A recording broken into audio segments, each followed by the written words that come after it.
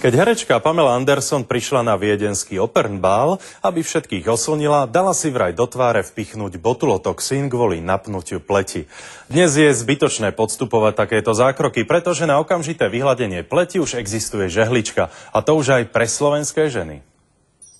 Tak ako existuje žehlička na oblečenie či žehlička na vlasy, najnovšie veci vymysleli už aj žehličku na tvár. Stačí len pár ťahov a vďaka nej je pleť vyhladenejšia a vrásky sa akoby zázrakom strácajú. Kým však príde až na samotné žehlenie, musí žena absolvovať ešte niekoľko krokov. Napríklad najprv jej na pleť nanesú jemný peeling, ktorý má z pokožky odstrániť odumreté bunky.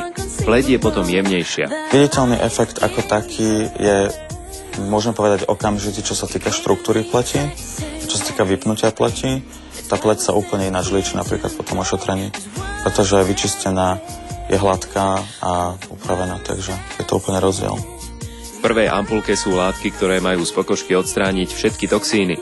Celý zákrok však netrvá dlho. Celý proces žehlenia je otázkou 10 minút. Dámy by nemali zabúdať samozrejme na krk aj na dekolt. Pretože som si všimol o slovenských dám, že toto je super, toto je všetko a toto nič. Potom po tej 40-ke sa čudujú na pláži, keď sedia alebo ležia, že tam ten spodok už nevyzerá tak dobre, jak vyzeral. A teraz poďme žehliť. Vďaka tejto žehličke sa látky z druhej ampulky dostávajú hlboko pod kožu, čím zrazu prichádza podobný účinok, ako keby žena podstúpila u plastického chirurga facelifting. Koža sa už po prvom raze dokáže napnúť až o 1,5 cm. Toto žehlenie tváre som tu teraz tretíkrát. Mala som dosť takú suchú pleť, mávala som časté také sťahovanie a môžem povedať, že sa to úplne odstránilo.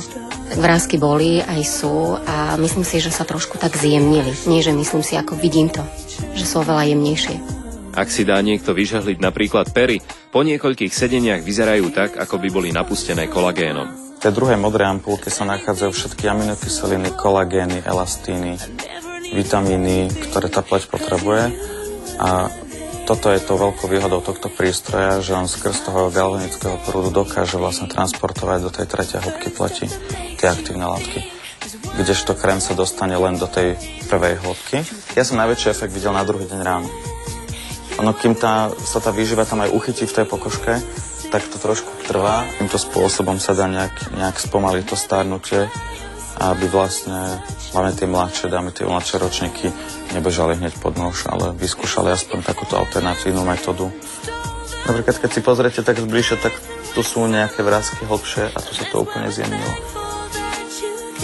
Žehlička je vraj záchranou aj na spadnuté očné viečka. Andrea chodieva do tohto salóna za každým, keď ju večer čaká nejaká party, kde chce dobre vyzerať. Žehlenie tváre berie ako okamžitú pomoc, na ktorú sa dá vždy spoľahnúť.